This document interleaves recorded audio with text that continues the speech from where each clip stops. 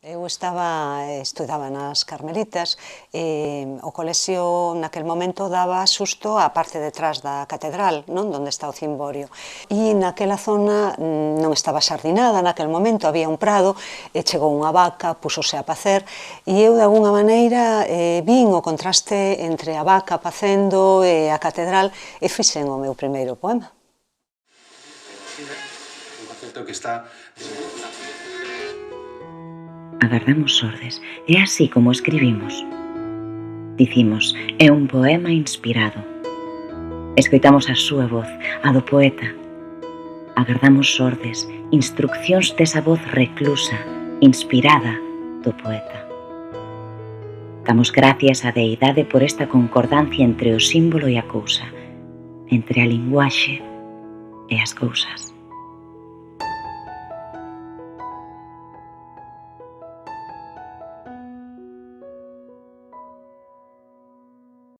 Parabéns a esa profesora de ensino secundario, feminista, membro da Real Academia Galega, escritora, unha das voces hoxe máis enlleiras da nosa poesía. Que Chus Patos siga sendo ese compromiso, ese espello no que mirarse para poder, desde logo, chegar a ese punto no que a igualdade sexa a igualdade real para todas e para todos. O Premio Clara Campoamor deste ano concédese por unanimidade a unha das grandes de Ourense, Chus Pato. Muller comprometida, feminista, loitadora sempre da muller. A verdade é que Chus é un referente, un orgullo poder tela entre nós, ser ourensana. E para todos nós, Chus constitúe ademais un exemplo a seguir como muller, valente, decidida, con poemas que mostran sensibilidade, ao mesmo tempo que audacia, valentía, ao mesmo tempo que corazón, amor, ao mesmo tempo que forza. En suma, Chus, gracias por darnos todo o que nos das. E nada, dende aquí, parabéns en nome de toda a cidade. Si había unha carreira que eu non quería facer era lingua e literatura. Daquelas había que facer lingua e literatura española, podería ter feito clásicas, houbérame gustado máis facer latín ou grego. Tamén había árabe naquel momento, pero eu decidín que a literatura nin tocala. Entonces, entre as carreiras que podía facer, estaba a de historia e dixen, tamén incluía arte, claro, porque eu fixen xeografía, historia e arte, non as tres. E entón, decidínme por eso. Perseguida pola brigada político-social, na clandestinidade do inmenso deserto, estabas ti, Chus. Subindo polas escaleiras de Santa María Nai, o pelo caíache en arcadas ata as 4 esquinas da praza, e coa lúa aos teus pés erguías a voz cara ao ceo. Eras Eloísa, sostendo cáliz violeta no que medra a serpente cíclica. Ilduara, dibuxando mapas de Antioquía, xenealoxías, linaxes, narrando unha e outra vez as orixes. Dragoa oceánica, cuspindo fíos escarlata en cada momento dos silencios do mundo. Eras Perséfone no labirinto, cos ollos, coa boca chea de terra, na percura do teu nome, da túa estirpe, da túa lingua, e alí, no ónfalos da terra, abrasada, foiche revelado o segredo, a chave que abra a derradeira porta, a persistencia do corpo, a paixón da bolboreta. Aquí telepresente voulles contar unha cousa que aconteceu en 1970 ou 1971. Chus tiña 15 anos. 4 persoas, entre as que estaba ela, un bote de pintura, esmalte roxo carruaxe, unha brocha gorda, 3 vixiando e un pintando, deixamos estampado este lema na parede do instituto que en aquel momento era o Instituto Femenino de Ourense. Xa daquela, Chus non aturaba arbitrariedades nin misoxinias, e así ata agora. Cando comecei a militar, aínda non falábamos de feminismo, non? Donde eu militaba, que era a ERGA e despois na Unión do Pobo Galego, na época na que eu militei, o feminismo nin o víamos, non? O feminismo chegou despois, o feminismo chegou cando eu debía ter 25 ou 26 anos, non? E entón empezamos, entón eu, senón moita a miña xeración, empezamos pois a ler libros e a intentar en Galicia construir unha praxe feminista. Nese sentido, eu creo que a xente do movimento comunista, a xente do MC e tamén as liñas dos trotskistas, as mulleres trotskistas foron as máis avanzadas, non? O nacionalismo chegou despois, non? O feminismo. Que caís por aquelo do paraugas totalizador, daquelo de importante a nación, non nos desviemos con outras, no sentido de que o nacionalismo se configuraba como ese paraguas totalizador que impedía que outros suxeitos políticos puideran agromar. Con todo, pois tamén chegou o feminismo, o nacionalismo, e eu recordo pois o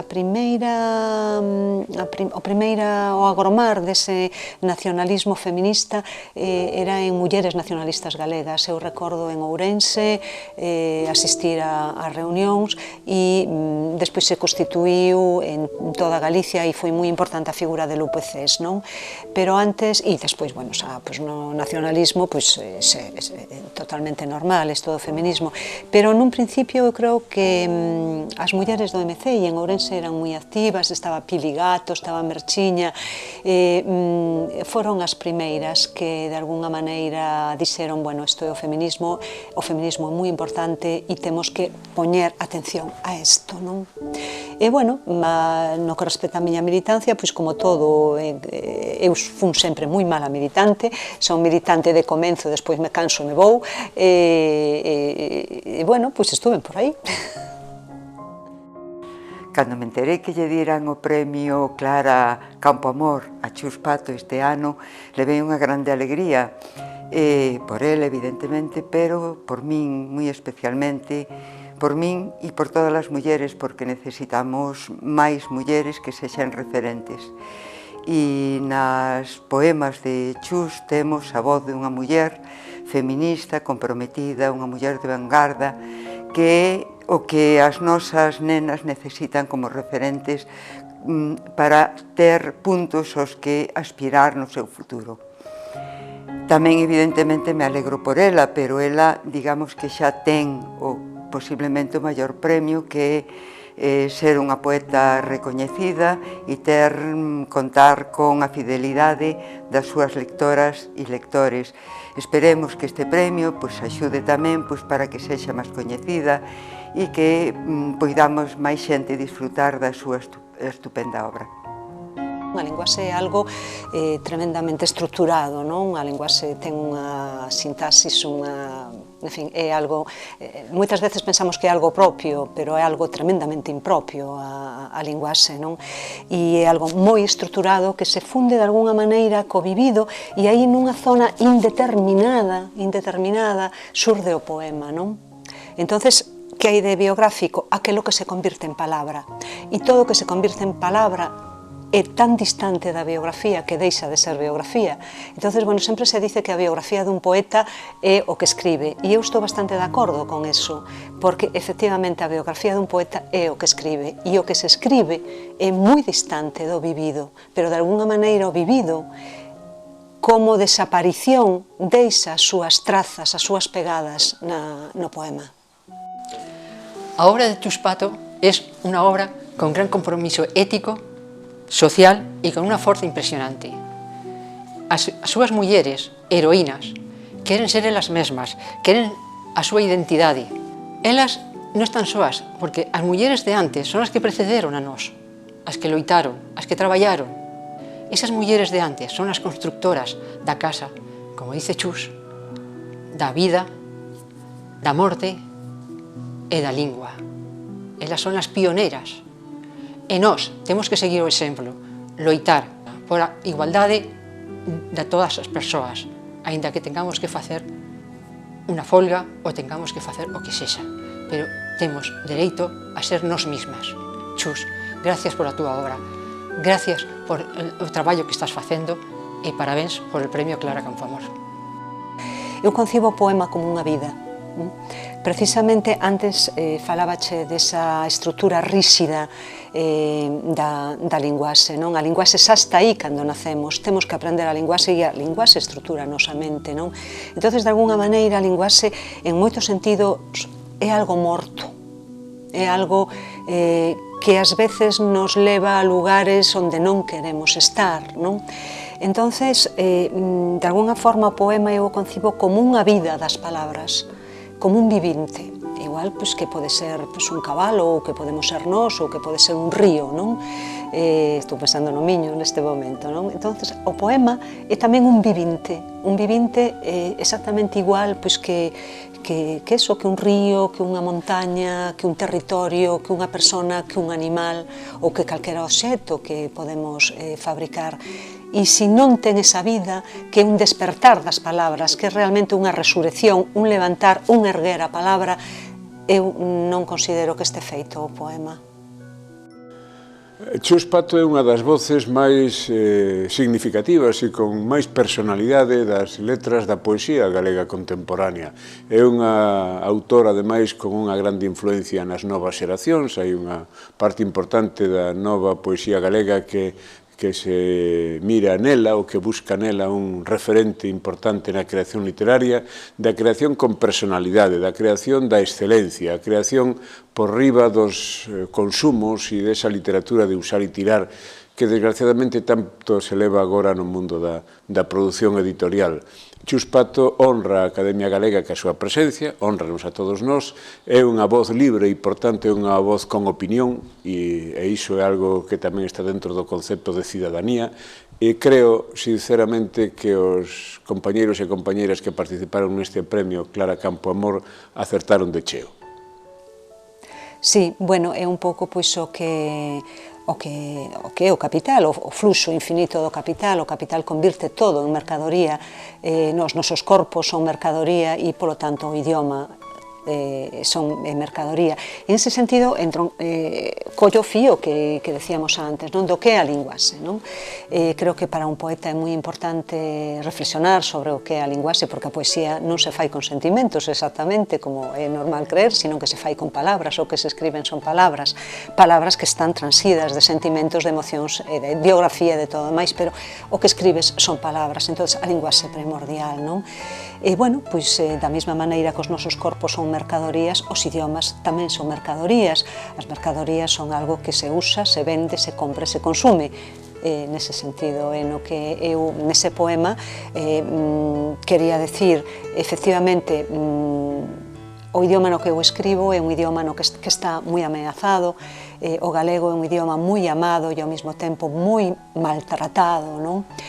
Pero, eso é así, pero aínda que se fale en calquera outro idioma, realmente o que aprendemos é uso, abuso e perda da nosa capacidade creativa, porque os idiomas son seres vivos e se non hai falantes e se os falantes non son creativos, os idiomas se convirten en linguas mortas, en linguas, en esa morte da que te decía eu que o poema ten que ser vida, non? Precisamente para contrarrestar esa morte, esa lingua instrumental, a lingua instrumental que é a lingua que queren que falemos, non? Isto é unha cuestión que ten que ver co galego, pero que ten que ver con o noso feito de falantes. Se non somos capaces de alguna maneira, traspasar a lingua instrumental e crear lingua, o que estamos facendo é repetir contrasinais, consignas e todo aquilo que queren que digamos. Entonces, bueno, digamos que a nosa capacidade crítica pasa pola linguaxe. E entonces a linguaxe non é un instrumento, a linguaxe é o pensamento. É unha ledicia a entrega deste premio Clara Campoamor a Chus Pato, un premio que recoñece a loita das mulleres por ser cidadás de pleno dereito, porque nada do que teñen as mulleres, do que temos agora, foi conseguido sen loita. Chus, como a min, di que é feminista desde que tiña uso de razón, e iso exprésase na súa poesía. O primeiro libro que eu lin de Chus foi Urania, e Urania, como outros libros posteriores, expresa o que é a liña matrilineal das nais, das aboas, de todas aquelas mulleres que en Antela estaban nas searas e percorrían os campos, aínda que, como dichus, ela é a primeira que non sega, que non sementa e que usa a escrita. E deste libro Urania, un poema que me pareceu moi expresivo disto é cando ela di: mentre espelo as xudías co mesmo pánico co que me cortaría os dedos. Parabéns, Chus. Os idiomas son todos iguales, o sea, o galego non é menos machista ni menos patriarcal que calquer outro idioma, e máis o galego é moi patriarcal, eso é, e aí está o que che decía antes da lingua, o sea, se non cambiamos, é dicir, se as mulleres e os homes que teñen outra actitud frente á vida non cambian os seus conceptos lingüísticos, pois o idioma queda nesa morte da que falamos, non? A linguaxe sexista, toda, o inglés, o alemán, o galego, o portugués, e todo, porque todo é patriarcado. Chus Pato es una figura imprescindible de la literatura contemporánea gallega, pero sobre todo es una imprescindible de la lucha feminista gallega desde sus inicios. Parabéns, Chus. Bueno, o movimento feminista é unha cousa moi ampla, non? E eu máis que de movimento feminista falaría de feminismos, non? Hai moitos tipos de feminismo e mesmo vemos feminismos pois tan de alguna maneira sorprendentes desde o meu punto de vista como o de Hillary Clinton, non? É dicir que hai moitos feminismos, non? O que está claro, desde o meu punto de vista, é que o feminismo é unha das forzas, liñas de forzas do século XX con unha capacidade de transformación de vida das mulleres e non só das mulleres, ampla, grande e tremenda. E iso vai seguir así no século XXI, porque evidentemente hai un desaxuste moi grande, non, entre o que as mulleres somos e o que se pretende, o pretende o patriarcado, o rol que nos ten destinado o patriarcado. Entón, eu creo que hai que seguir e que o movimento feminista seguirá sendo esa liña de forza durante todo o século XXI e xa pensando a nivel global, pois, bueno, tremendo. Recibir o premio Clara Campoamor, unha defensora do ben común, unha muller progresista, defensora dos dereitos da muller, é sin dúbida unha inmensa honra. Sei que a miña nai así o percibe. Pero, ademais, recibilo de mans da nosa cidade, da cidade de Ourense, engade a esta honra moito amor, moita ledicia e moito agradecemento. A miña nai é, sin dúbida, un exemplo de tenacidade e de vontade por conquerir o soñado, de ata onde chegan e chegarán as mulleres deste país, ata onde elas queiran, tal e como tería de Clara Campoamor. Non sei se son optimista ou non, eu creo que cada persona nace ali onde naceu, non? E onde lle tocou, eso é puro azar, e o que sí considero é que se naces muller, evidentemente vas ter que enfrontarte a unha serie de circunstancias e iso depende moito do carácter e do temperamento da muller en concreto, non? Hai persoas que teñen moita forza, outras teñen menos, cada un ten que lograr sair adiante naquelas circunstancias nas que lle tocou vivir. Eu, se penso, por exemplo, nunha muller en este momento en Siria, pois claro, non podo comparala cas miñas condicións, non? Ou se penso nunha muller en Bangladesh, ou se penso nunha muller en Estados Unidos, pois claro, as cousas son moi diferentes, non? Según se nazca nun lugar ou noutro. Que ben que che deran este premio Clara Campoamor e que o vaya a recibir nun sitio tan magnífico como é o Liceo de Ourense. Espero que entraras pola porta e subises as escaleiras montada nun corcel, canda ti, pois tamén Ofelia, Nínive, Eurídice, Urania, todas elas tamén a cabalo, como Dora, como Xuli, como Silvia e incluso Marilyn e tantas outras. De feito, pareceume ver pasar tamén a Galope, a Nefertiti e a Hatshepsut, creo que a elas les gusta especialmente o Liceo. E supoño que estarán por aí pois as arácnidas, as sereas e as gorgonas. por suposto, lírica. Lírica está contentísima con este premio. Abaixo, bebendo na fonte de mármore, hai unha egua fermosísima, creo que é a de Clara Campoamor. En fin, que estou moi contenta de que che deran este premio, que me alegro moito, que un bico enorme, que te quero moito, mamá. Querida Chus, que recibiches a lingua das mans de unha deusa popular. Gracias por impregnala da fragancia do barro húmido, do fulgor intelixente dos ollos do lobo, libérrimo. Gracias por escribir a presión tectónica e as correntes atlánticas. Gracias por poñer dolor e placer, e home e muller, e país e historia, na gruta primordial e transmutalos en 100.000 ecos que se interfiren e se codifican, e se len e se din para dentro, e son literatura extraordinaria. Gracias por dicir pasado cando escreves futuro, e terra cando ceo. Gracias, Chus, porque Galicia. Branca